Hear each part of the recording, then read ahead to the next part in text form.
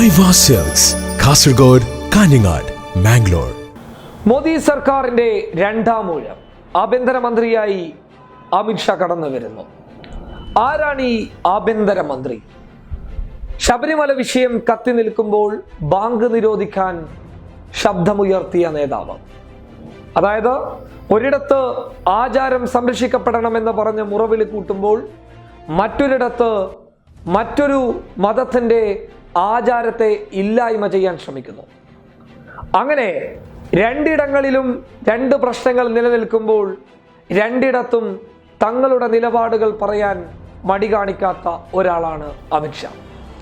പറഞ്ഞു വരുന്നത്, രാജ്യത്തിന്റെ ആഭ്യന്തരമന്ത്രിയായി അമിത്ഷാ കടന്നു വരുമ്പോൾ വ്യക്തമായി നമ്മൾക്ക് മുന്നിൽ ഒരു ചിത്രമുണ്ട്.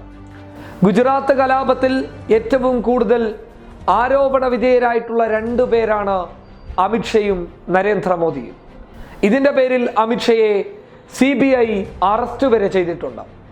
അത് മാത്രമല്ല, 2014 ലോക്സഭാ തിരഞ്ഞെടുപ്പിന് മുൻപ് 2013 ഉത്തർപ്രദേശിൽ ഒരു പ്രസംഗം നടത്തിയിരുന്നു. ഒരു വിവാദ പ്രസംഗമായിരുന്നു.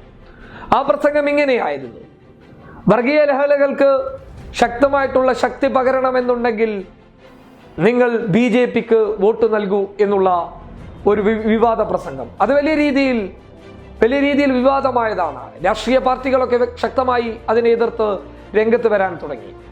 അങ്ങനെ കൃത്യമായി പറഞ്ഞു കഴിഞ്ഞാൽ എല്ലായിടത്തും ഒരു വർഗീയ ചായ്വുള്ള അമിത്ഷയാണ് രാജ്യത്തിന്റെ ആഭ്യന്തരമന്ത്രിയായി കടന്നു വരുന്നുള്ളത്.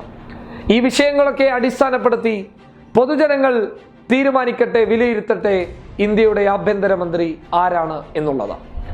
58 മന്ത്രിമാരിൽ പലരും ഉന്നത ജാതിക്കാരാണ്, ചിലർ ബ്രാഹ്മണരാണ്, ഒരു മുസ്ലിമും മാത്രമാണ് അക്കൂട്ടത്തിലുള്ളത്. വ്യക്തമായ ഒരു ചിത്രം രാജ്യത്തിന് നൽകുന്നുണ്ട്.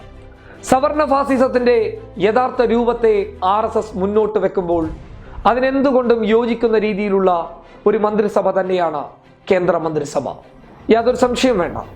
അങ്ങനെ മുന്നോട്ട് പോകുമ്പോൾ വ്യക്തമായ ഒരു ചിത്രം സമ്മാനിക്കുന്നത് 2014 മോദി സർക്കാരിന്റെ അതേ നിലപാട് തന്നെയാണോ 2019 രണ്ടാം ഊഴത്തിലേക്ക് കടന്നു പോകുന്ന മോദി സർക്കാരിന്റെ നിലപാട് വ്യക്തമാക്കുന്നത്? അതിന്റെ ഏറ്റവും വലിയ ഉദാഹരണമാണ് രാജ്യത്തിന്റെ ആഭ്യന്തരം കൈകാര്യം ചെയ്യാൻ അമിത്ഷാ വരുന്നത് എന്നുള്ളത്. News desk public Kerala.